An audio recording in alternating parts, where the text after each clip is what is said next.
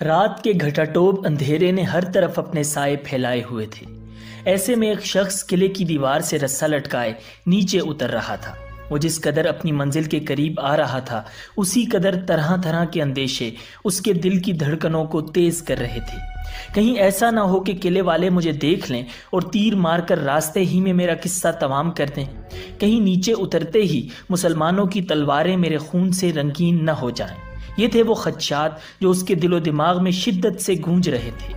پھر جوں ہی اس نے زمین پر قدم رکھا، مجاہدین نے اسے گرفتار کر لیا۔ اس کا یہ خیال بالکل غلط ثابت ہوا کہ مسلمان مجاہد رات کے اندھیرے میں قلعے سے بے خبر ہوں گے۔ اترنے والے نے اپنے خوف پر قابو پاتے ہوئے کہا کہ اسے لشکر کے سپہ سالار کے سامنے پیش کر دیا جائے۔ وہ سپہ سالار کون تھے؟ وہ اللہ کی تلوار حضرت خالد بن ولید رضی اللہ تعالی عنہ تھے۔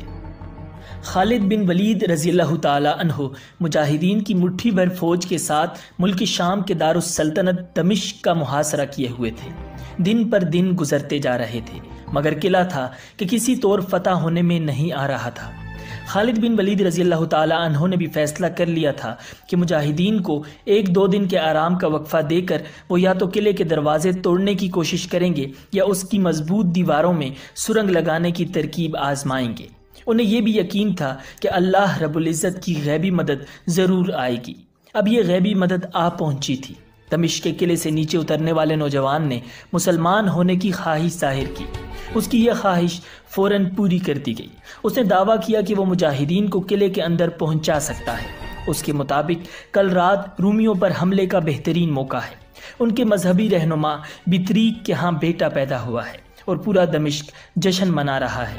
اس جشن میں فوج سمیت سب شراب پیئیں گے اور یہی ان پر فیصلہ کن وار کرنے کا موقع ہوگا۔ اگلی رات خالد بن ولید رضی اللہ تعالی عنہ ایک بہت بڑا خطرہ مول لے رہے تھے۔ نہ انہوں نے حضرت ابو عبیدہ بن جراح رضی اللہ تعالی عنہ اور دوسرے ماتحت سالاروں کو اپنے اس منصوبے سے آگاہ کیا تھا، اور نہ ہی وہ کوئی زیادہ فوج اپنے ہمراہ لے جا رہے تھے۔ وہ یہ کام انتہائی رازداری سے کرنا چاہتے تھے۔ صرف 100 مجاہد جنگجوؤں کو قلعے پر شبخون مارنے کے لیے منتخب کیا گیا۔ سب سے پہلے خالد بن ولید رضی اللہ تعالی عنہ، پھر مسلمان ہونے والا عیسائی نوجوان یونس بن مرکس، اور آخر میں 100 مجاہد کمندوں کے ذریعے سے مشرقی دروازے کی طرف سے قلعے کے اندر داخل ہو گئے۔ انتہائی خطرے کا مرحلہ قریب آ چکا تھا۔ جو ہی وہ دیوار سے اترے، انہیں رومی فوجیوں کی باتیں سنائی دی۔ خالد بن ولید رضی اللہ تعالی عنہ کے کہنے پر یونس بن مرکز نے رومی زبان میں باروب لہجے کے ساتھ ان رومی فوجیوں کو کہا، آگے چلو۔ رومی پہرے دار سمجھے کہ یہ حکم ان کے کسی افسر نے دیا ہے۔ وہ دروازے پر اپنی اپنی جگہ چھوڑ کر آگے بڑھتے گئے۔ اتنے میں مجاہد تیار ہو چکے تھے۔ انہوں نے پہرے داروں کو سنبھلنے کا موقع ہی نہ دیا اور آنن فانن ان کا قصہ تمام کر دیا۔ راہ میں آنے والے ہر رومی پہرے دار سے یہی سلوک کیا گیا اور آخرکار بہت سی زنجیروں اور بھاری بھرکم تالوں سے بند دروازہ کھول دیا گیا۔ حضرت خالد بن ولید رضی اللہ تعالی عنہ کا اپنا دستہ اس کے لیے پہلے سے تیار کھڑا تھا۔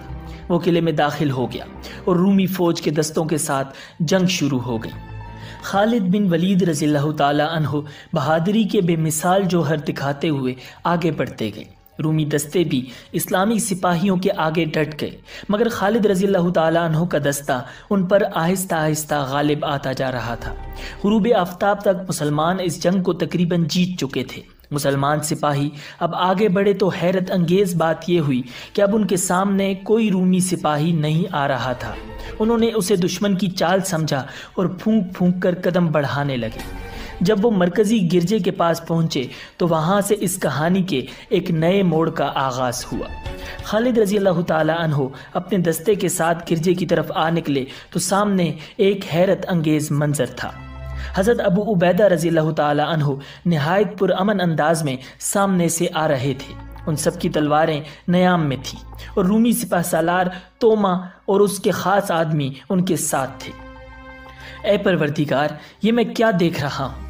خالد رضی اللہ تعالی عنہ کے خیالات اس وقت یقیناً یہی ہوں گے۔ دونوں نامور سپہ سالار خاصی دیر تک ایک دوسرے کو حیرت سے دیکھتے رہے۔ آخر ابو عبیدہ رضی اللہ تعالی عنہ نے سکوت توڑا اور بولے، ابو سلیمان، کیا تم اللہ کا شکر ادا نہیں کرو گے کہ اس کی ذات نے یہ شہر ہمیں بغیر لڑے عنایت کر دیا ہے؟ خالد رضی اللہ تعالی عنہ نے کہا، کس صلح کی بات کرتے ہیں ابو عبیدہ؟ کیا آپ دیکھ نہیں رہے کہ میں نے لڑ کر یہ شہر حاصل کیا ہے؟ اللہ کی قسم میں خود شہر میں داخل ہوا ہوں، میں نے تلوار چلائی ہے اور میرے ساتھیوں پر تلوار چلی ہے، وہ شہید ہوئے ہیں۔ میں رومیوں کو یہ حق نہیں دے سکتا کہ وہ خیر و عافیت سے شہر سے چلے جائیں، ان کا خزانہ اور مال ہمارا مال غنیمت ہے۔ میں نہیں سمجھ سکا یہ صلح کس نے اور کیوں کی ہے۔ ابو عبیدہ رضی اللہ تعالی عنہ کہنے لگے، ابو سلیمان، میں اور میرے دستے پرامن طریقے سے قلعے میں داخل ہوئے ہیں، اگر آپ میرے فیصلے کو رد کرنا چاہیں تو کر دیں، لیکن میں دشمن سے معافی کا وعدہ کر چکا ہوں۔ اگر یہ وعدہ پورا نہ ہوا تو رومی کہیں گے کہ مسلمان اپنے وعدوں کی پاسداری نہیں کرتے، اس کی زد اسلام ہی پر پڑے گی۔ خالد بن ولید رضی اللہ تعالی عنہ کی ننگی تلوار سے ابھی بھی خون ٹپک رہا تھا، ان کے ساتھیوں کا بھی یہی حال تھا، ان میں کئی زخمی بھی تھے۔ انہوں نے پورا دن لڑ کر فتح حاصل کی تھی، مگر یہ صلح کیوں اور کیسے، اس بات کا کچھ بھی علم نہیں تھا۔ پھر خالد رضی اللہ تعالی عنہ اور ان کے ساتھی ساری سازش سمجھ گئے، وہ یہ کہ خالد رضی اللہ تعالیٰ عنہ کے حملے کی خبر رومیوں کو بروقت ہو گئی، اور وہ یہ جان گئے کہ ان کی مدہوش اور شراب کے نشے میں دھت فوج مسلمانوں کا مقابلہ نہیں کر سکے گی۔ اسی لیے انہوں نے فوراً لشکر کے دوسرے سالار ابو عبیدہ رضی اللہ تعالیٰ عنہ سے صلح کر لی۔ ابو عبیدہ رضی اللہ تعالیٰ عنہ چونکہ خالد رضی اللہ تعالیٰ عنہ کے شب خون سے ناواقف تھے اور قلعے کے طویل محاصرے سے پریشان بھی تھے، اسی لیے انہوں نے صلح کے معاہدے پر دستخط کر دیے اور رومیوں کو امان دے دی۔ یہ احساس ہوتے ہی چند مجاہد توما اور اس کے ساتھیوں کو قتل کرنے کے لیے لپکے، مگر اس سے پہلے کہ وہ اپنے ارادے میں کامیاب ہوتے، ابو عبیدہ رضی اللہ تعالیٰ عنہ لپک کر ان کے بیچ میں آ گئے اور فرمایا، خبردار، میں ان کی جان بخشی کا عہد کر چکا ہوں۔ خالد رضی اللہ تعالیٰ عنہ اور ان کے جانباز ساتھی غصے سے ببھر رہے تھے، وہ کسی طور رومیوں کو چھوڑنا نہیں چاہتے تھے۔ انہوں نے اس قلعے کو نہایت خطرناک مراحل سے گزر کر حاصل کیا تھا، اب وہ اپنی کامیابی کو یوں سازش کی نظر ہوتا دیکھ کر صبر نہیں کر پا رہے تھے۔ اب ایک طرف عہد کی پاسداری کا معاملہ تھا اور دوسری طرف مجاہدوں کی قربانیاں۔ ابو عبیدہ رضی اللہ تعالیٰ عنہ اگرچہ لشکر کے سالار اعلیٰ نہیں تھے، ان کے عہد کی پابندی خالد رضی اللہ تعالیٰ عنہ کے لیے ضروری نہیں تھی، مگر وہ مسلمان تو تھے اور وہ بھی نہایت ممتاز۔ آخر جوش ہار گیا، غصے کو ناکامی ہوئی، عہد کی پاسداری ہوئی اور شیطان کو شکست۔ خالد رضی اللہ تعالیٰ عنہ نے بطور سالار اعلیٰ تاریخی فیصلہ کیا۔ یہ فیصلہ تھا عہد کی پاسداری کا۔ وہ نہیں چاہتے تھے کہ اسلامی تاریخ پر عہد شکنی کا داغ لگے۔ پھر جب رومی اپنا مال و دولت، اپنی جانیں، سب کچھ بچا کر لے جا رہے تھے تو خالد رضی اللہ تعالیٰ عنہ اور ان کے ساتھی دل پر پتھر رکھ کر انہیں جاتا دیکھ رہے تھے۔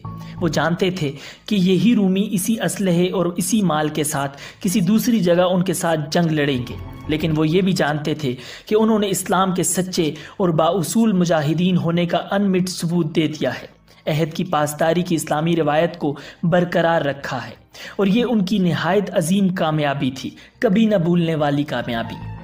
ناظرین، امید ہے کہ آپ کو یہ ویڈیو پسند آئی ہوگی۔ ملتے ہیں بہت جلد ایک نئی ویڈیو کے ساتھ۔ اللہ نگہبان۔